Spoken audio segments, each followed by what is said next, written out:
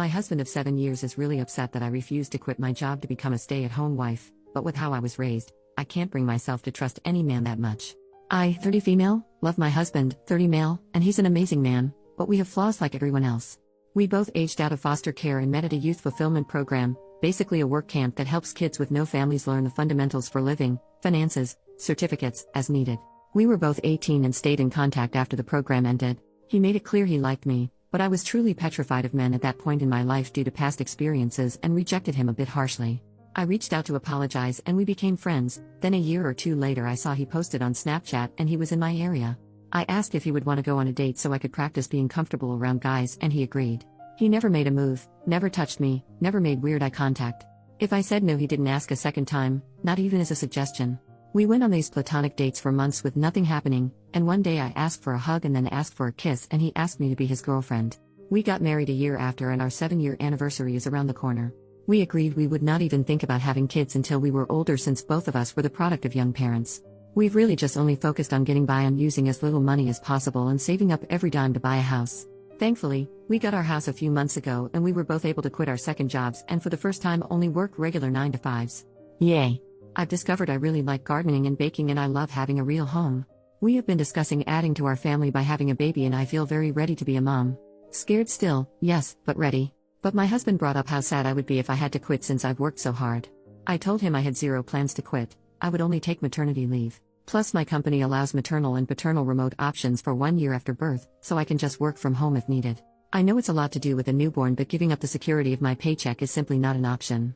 He told me this was what we worked for, to make our own perfect family opposite from what ours were like and I was blindsiding him by changing my plans and I told him no plan has changed, I can have a career and be a mom. Plenty of women do it. He doesn't have to quit his job to be a dad so why should I? He said it wouldn't work for a baby's needs and I told him okay, since I make more money than you do why don't you quit and I go back to work remotely after healing from birth. That way we have both hands on deck and we don't have a severe loss of income as I make $89,000 and he makes $52,000. He mentioned that if I trusted him fully this shouldn't be a problem. I told him I trust him but I don't trust our current economy, but I left out that I really do genuinely think quitting my job with no savings, wiped out by getting the house, and relying on a man is absolutely stupid.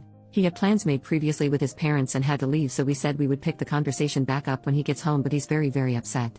Madder than I have ever seen him and I don't understand why he just assumed I would quit. Not only do I not understand it, but it makes me trust him a lot less than I did yesterday. I have a bad habit of running for the hills when problems come up and not gonna lie, this is making me really nervous. Thank you for reading all of this if you have. I'm open ears to what could be going through his mind or why he is thinking like this, really just doesn't seem logical to me. He's been watching all of these videos of stay-at-home wives and girlfriends and do feel like this is influencing him a lot, but that's not realistic for us right now. Relevant comments. Commenter, I think his childhood and upbringing trauma is playing into this a lot. This doesn't sound like a situation where he wants to control you like in some posts but more like a situation where he has idealized what a perfect family might look like and so he wants to give his children that. You two need to go to couples counseling for a while. Figure it out with a therapist to help intercede and help him understand. Financial security is important. Hold off getting pregnant until you guys have been in couples therapy for 6 months or so and have begun working towards some common ground. As for him going off to meet his parents, is it possible having them back in your lives is contributing to this need for a picture-perfect family? Just curious. OP, thank you for this comment. I've been thinking on it for most of the day now. The parents he went to see are foster parents, but there was some legal issues going on and they had to release guardianship. He lived with them from age 10 to 15 until ending up back at a group home and aging out but they always stayed in contact and he considers them as parents.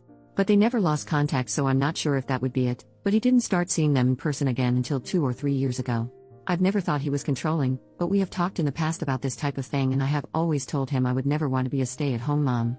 Maybe, at most, until they're in elementary if he was making a lot more money but we're not at the income level or networking level where I can get away with having 5-year gaps in my employment. Neither of us has attempted therapy again, and most of our experiences were less than pleasant with DHR and child services counselors. I'll see if he's open to the idea. Update almost 4 months later, it's been a few days since he came home and told me he met a girl at work and she's a better woman than me, and that she has a son already and will be a stay-at-home wife or girlfriend or whatever the heck. He gets his happy ending I guess. He texted me right before I got off work and asked me to pick up food from one of our usual date night spots. I got home and noticed his car had boxes in it and a woman I didn't know. I tried opening the door but it was locked and she just looked at me. What little was left of our savings, he took. And both of our cats. I didn't see this coming at all. I haven't told any of my friends yet. His adoptive parents have been dropping me off food that I can't even force myself to eat. I haven't cried yet. I'm kind of still in shock. I wish I had a family to run to. But for now the internet has to do. I haven't answered any of his calls or texts. He keeps trying to check in, ask if I'm okay.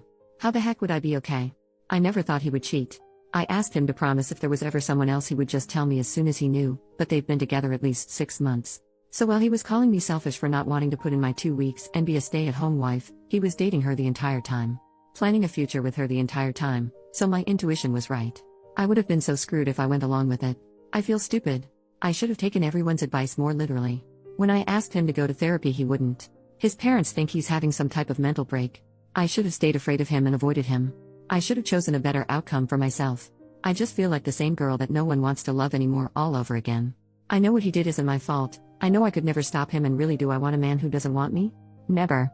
But that just doesn't stop it from hurting. Second update 10 days later. Really want to say thank you from the bottom of my heart to all of the people who reached out to me with well wishes. Especially other spouses who experienced similar. It helped so much more than you could ever know. There has been a few things that have happened, and honestly I'm exhausted in every way possible, so the input from folks has really been useful in organizing my thoughts and keeping an open mind. I couldn't help it, but for days I compared us and wondered what the heck he could have been thinking, until I realized she's a carbon copy of his biological mother, or at least the stories he heard about her since she died when he was 5. I hate that I feel bad for him still, even after what he's done, but we offered him support for his thoughts, we urged him to go to therapy, I even offered to pay for it myself, and he was too prideful. I lost both of my parents too, at an older age with even more core memories with them, so it wasn't a boat he was in alone. But he chose to act like it was and wallow in self-pity. He called me on our 7-year wedding anniversary, minutes after midnight, whispering apologies and saying he feels so guilty. I asked for what, and he just said, well, you know what we're going through. I told him, no, it's what you're doing. We are going through nothing. I was abandoned by my husband, exposed to God knows what while you were screwing her and coming back home to me. We were still making love like every single day, so I made sure he knew just how disgusting I thought he was. Then he got pissed and told me he only started cheating because I couldn't follow his lead. Sir, look where you led yourself. Our entire marriage I pushed him career-wise. Hell, the job he has right now I applied to on his behalf. Meanwhile I'm pretty sure he doesn't, or didn't even know what my full job title is. I pushed him to reach out to the adoptive parents when he started getting family obsessed, but neither of us were ready for a kid. He went on about how I broke my promise first when I decided I didn't want to be a real mom by not quitting. That I was turning his adoptive parents against him because they are refusing to meet his new girlfriend. He blamed me again and then had the nerve to say that this could all be put on pause if I can learn how to make decisions that benefit a family and not myself. I asked point blank if he was insinuating that we could get back together if I quit my job. He told me, yes, I will always love you, but you make things more difficult than needed. I hung up and blocked him on everything. Spent the rest of the night hugging wine in the bathtub and wondering what the hell kind of person I had been sharing my heart with. The next day he went public with their relationship, posting a photo to Instagram, and most of our mutual friends reached out, with my closest friends commenting less than kind things on the photo. As it turns out, he and his new girlfriend have actually been together for 7, almost 8 months. She is 20, her son is around 2.